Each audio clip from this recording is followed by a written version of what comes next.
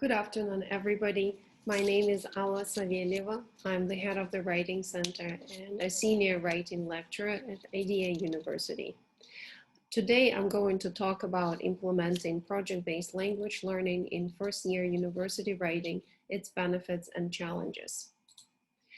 First, I'll talk about what PBLL is, why to implement it, and later I'll talk about my own experience with PBLL, and based on that, what I see as benefits and challenges of PBLL. According to the National Foreign Language Resource Center at University of Hawaii, project-based language learning is an articulated series of activities motivated by real-world needs and driven by learners' interest, whose common goal is to improve language learners' communicative competence in their target language through the construction of products.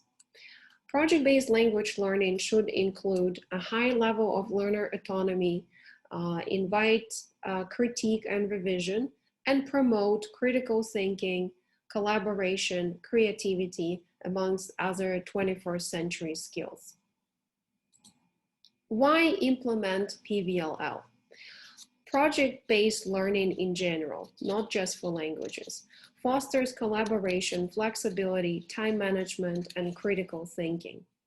This is really important because when we look at what employers expect from their employees and what they value most in their employees, we'll see that this is social skills, their critical thinking ability, their communication skills, rather than what tertiary education often trains students to have.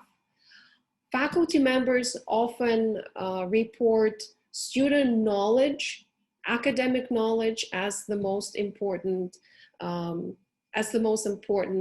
skill and trait to have, whereas employers value communication skills.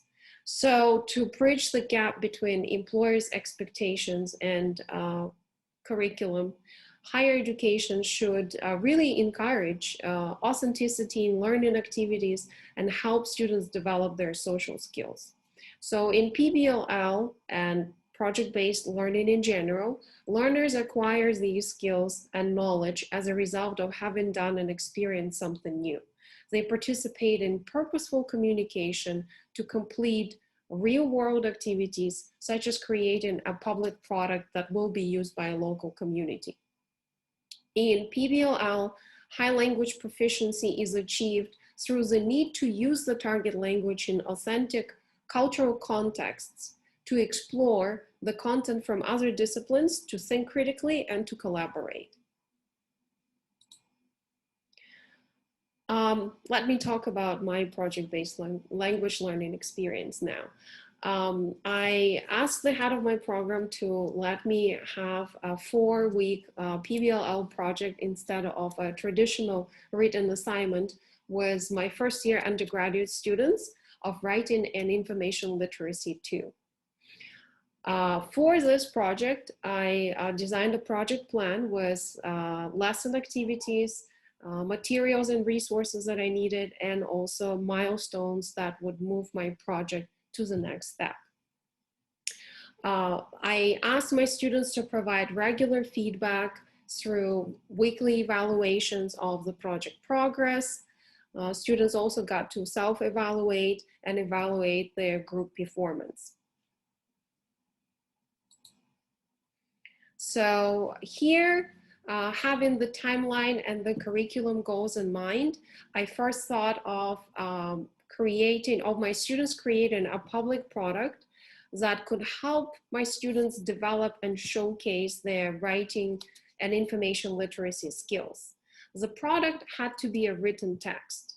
And so I started with thinking of the public product in mind. In many other projects, it could be a problem or task or questions that may jumpstart a project.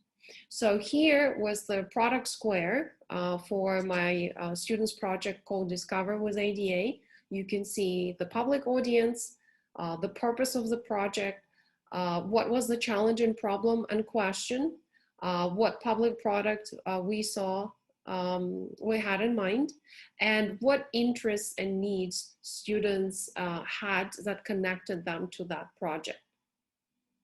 So the idea of the challenge and problem in this project was that whilst there was a lot of information available about Baku and Azerbaijan online, it was mostly for tourists. There was very little that could be found by prospective students on actual living in Baku, Azerbaijan, on studying here and what life in the city was like. So my students, my local students at ADA University would like international and exchange students to have more information about the university, about the city and the country, and thus would like them to enjoy their time in Baku more. With more information, more people could visit and come study here for a semester abroad or even full time.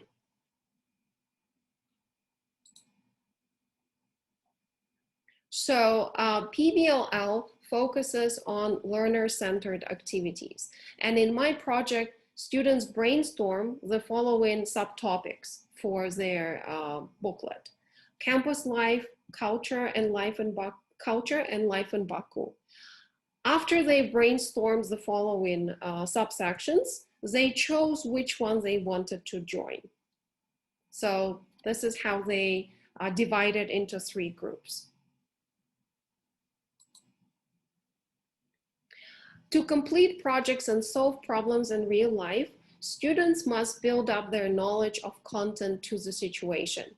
For this, they need to research and access information.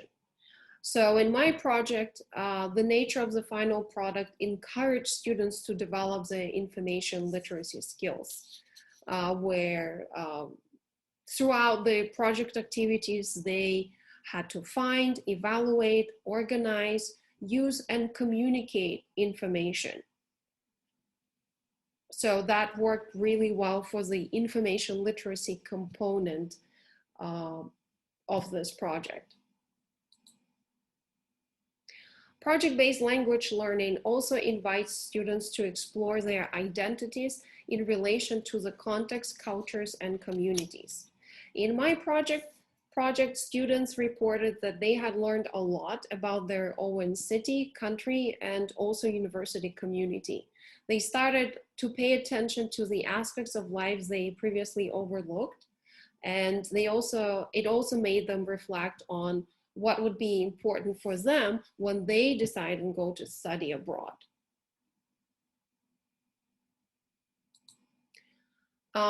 This is what the public product looks like.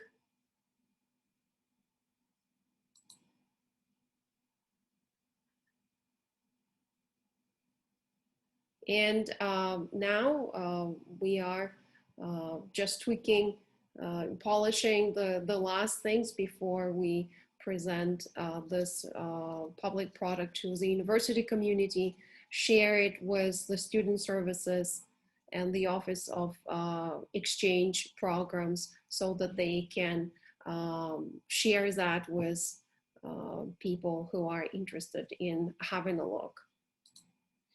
So let me now talk about the benefits of project-based language learning. My students reported that they really enjoyed the project because they got to meet international students that otherwise they wouldn't have ever talked to, because international students tend to be older, so they have different schedules. But because I asked my students to go and find international students to interview outside of class, because some international and exchange students came and spoke to us during class. My students, first year students, I think really enjoyed meeting new people. They also met writing consultants that helped them with editing and proofreading. And they also met marketing specialists who told them about what is important when you design an electronic booklet. Students also reported that they improved their soft skills, they developed their technical skills. Some students helped us more, helped the project more with the technical side of it. So they, because PBLL capitalizes on what each learner can do well and how they can contribute to group work, some students helped more with Adobe Photoshop, with the Illustrator, so that was a good opportunity for them to contribute to the project and for other students to also learn more from them. Students also improve their language proficiency. They reported that they pay more attention to details. They learn more about editing and proofreading. And they also learned a lot about the community.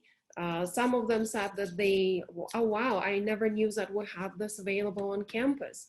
Or for the culture and life in Azerbaijan, they also learned a lot about their own city and their own country.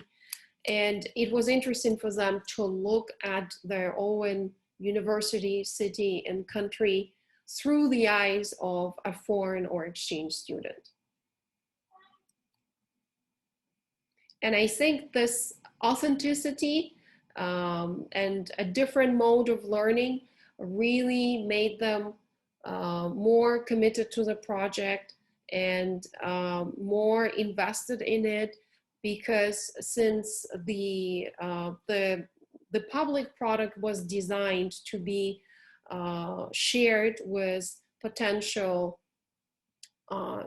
full-time international or exchange students, generally people, tourists, people interested in coming and living here. And because somebody else, not just me as their teacher, somebody else reads their work, I think that put a little more responsibility on the students. Now, the challenges of PBLL. Students reported that it was really time consuming for them. Not everybody was ready to invest more time into preparation and work throughout the project. PBLL is also quite time consuming for teachers because it's important to plan and to develop activities, especially with the milestones. If you invite guests to the campus, to class, you need to arrange that, and it can be quite time consuming.